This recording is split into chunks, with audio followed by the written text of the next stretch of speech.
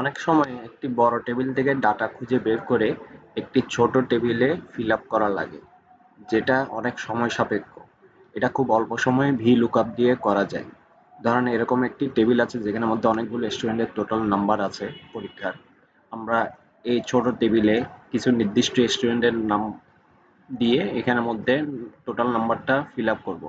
দেখেন কিভাবে করা যায় অল্প সময়ের মধ্যে। প্রথমে আমরা এখানের মধ্যে ইকুয়াল টু দিব, এরপর VLOOKUP লিখবো, তারপর ব্র্যাকেট শুরু করব।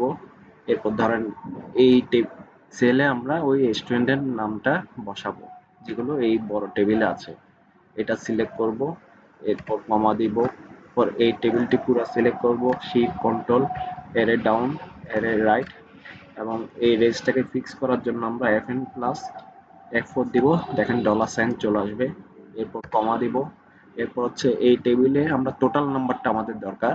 এই টেবিলের মধ্যে কত নাম্বার কলামে টোটাল নাম্বারটা আছে, এখানের মধ্যে আছে 1 2 3 4 5 6।